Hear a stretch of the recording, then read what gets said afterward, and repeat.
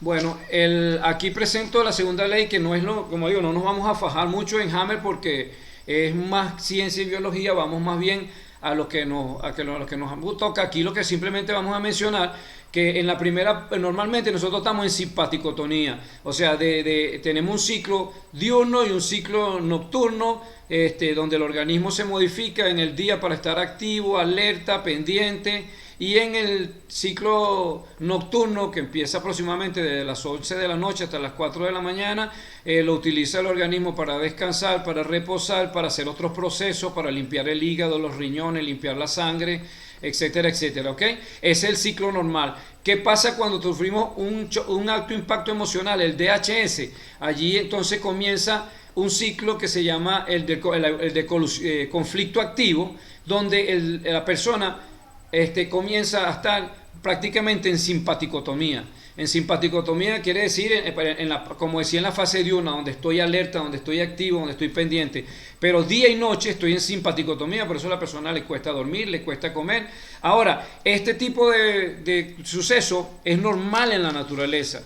Cuando un venado lucha por mantener la supremacía en su clan, y lucha con otro venado, él entra en simpaticotomía constante, en conflicto activo, y mientras tenga que pelear y no sea derrotado o no derrote a su enemigo, él va a estar en conflicto activo. Y de allí, por ejemplo, en este ejemplo, sus arterias coronarias se van degradando para abrir paso a mayor volumen de sangre. Y así se aceleran los latidos del corazón, sus pulmones se preparan para recibir mayor volumen de sangre y procesar mayor volumen de oxígeno, y todo esto empieza a suceder, y si eso perdura un tanto, empiezan a ver, el programa empieza a modificar el órgano de tal manera de que te posibilite sobrevivir a ese evento de alto impacto. ¿Qué pasa con los animales? Que rápidamente ellos resuelven el conflicto, o pierden la pelea o ganan la pelea el venadito y se va a otro territorio y comienza su vida. Si él no resuelve ese conflicto, pues moriría. Pero normalmente difícil que veamos que a los animales mueran de cáncer. Últimamente estamos viendo que los animales domésticos están padeciendo cáncer. En cierta manera tiene mucho que ver con la alimentación que le estamos dando, que es la nuestra. Y la otra razón es que ellos también tienen sentimientos, también tienen emociones, y cada vez han ido siéndose más parte de nuestras emociones, así que ellos terminan padeciendo también nuestras emociones, pero ese es otro cuento. Lo cierto es que cuando se resuelve el conflicto, viene una fase que no voy a entrar en detalle porque es muy largo, y el conflicto se soluciona, y viene la fase de remediación, donde bueno, el organismo dijo: yo causé algunos daños, ahora voy a reponer esos daños. Entonces la persona entra en vagotonía. Por eso la persona después empieza con esa fase de tranquilidad, de querer dormir, de querer descansar, de posiblemente comer mucho, le da sueño, ya no piensa tanto, se pone bobo, anda lelo. Eso tiene que ver con la fase de remediación del conflicto. Ahora, en esa fase, si hubo modificación genética, si hubo eso que llaman cáncer, esa célula, reproducción anormal de células, en la fase de remediación, el mismo programa biológico envía las señales para que se degraden. En el caso de si son, porque hay dos tipos de funcionamiento de las células para estos programas biológicos. Uno es que en el conflicto activo empiezan a reproducir mayor cantidad de células. Esto sucede normalmente con las células que se formaron en la primera etapa embrionaria del ser, es decir, lo que se forma primero del feto.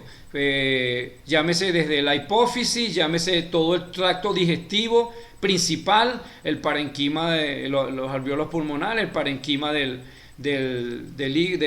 riñón, etcétera, etcétera, los órganos reproductores sexuales. Entonces, allí en esos órganos normalmente se produce una reproducción anormal de células.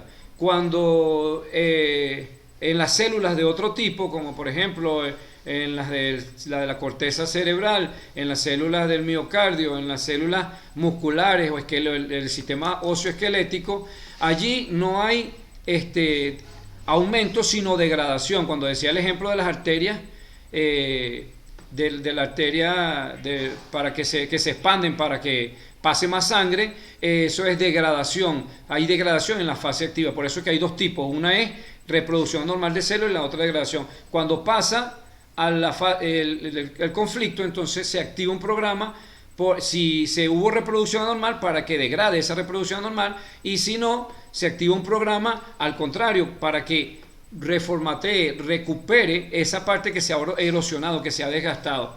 Entonces, por ejemplo, en el cáncer de médula ósea, se degradó la médula ósea y empieza a generar la situación para que la médula ósea se reconstituya.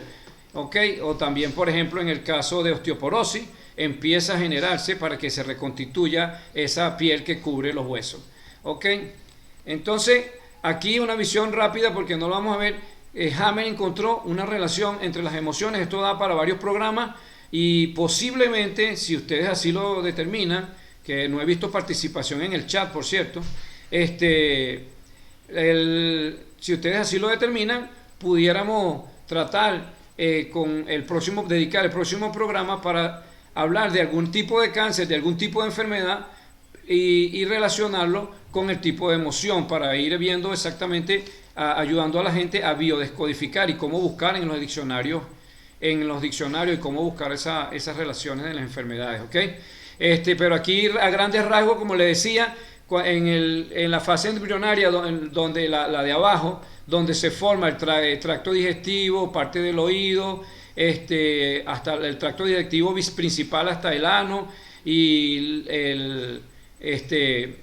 encontramos que son los programas emocionales, son básicos de supervivencia, como programa de alimentación, como un conflicto de alimentación donde no puedo comer, estoy a punto de morir de hambre, como un conflicto de reproducción donde no me puedo reproducir, y etcétera, etcétera. ¿Okay? Y así sucesivamente, cuando en el mesodermo, que aquí lo separamos intencionalmente en dos partes, por eso, porque la primera parte que se forma en el mesodermo, resulta que también hay reproducción anormal de células, que es en la piel profunda, el epitelio, las vísceras, las glándulas mamarias, la sudorípara. Entonces allí se produce se relaciona con otro tipo de emoción que tienen que ver con ataque a la integridad física, a la integridad del ser, o preocupación en el nido, y así sucesivamente. Cuando está en la misma fase del mesodermo, pero los órganos que se forman posteriores, que tienen que ver ya con los músculos, los ganglios linfáticos, los huesos, las articulaciones, los tejidos conectivos, encontramos generalmente problemas de desvalorización, pérdida profunda, competencia por la supervivencia. Y los más complejos, que son los últimos que se forman, la epidermis, el sistema nervioso, el periósteo, la parte interna de las venas, las arterias coronarias, el útero, la vagina y el recto, la vejiga. Son conflictos que tienen que ver con conflictos de relaciones, que son los más complejos. Y fíjense que la parte del cerebro que se forma en ese último es la corteza cerebral, la parte funcional donde nosotros se produce el pensamiento, ¿ok?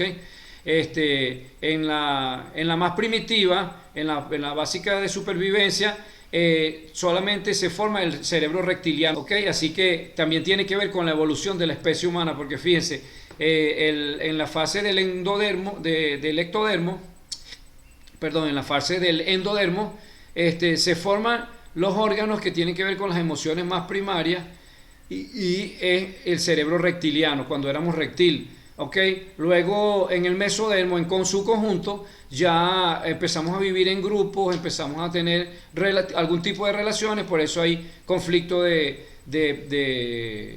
preocupación por los hijos en el nido, de pérdida de integridad, de competencia por la supervivencia, ya sea porque desvalorización. Y vayamos entonces, hasta aquí dejamos lo de Hammer. Vengamos entonces a lo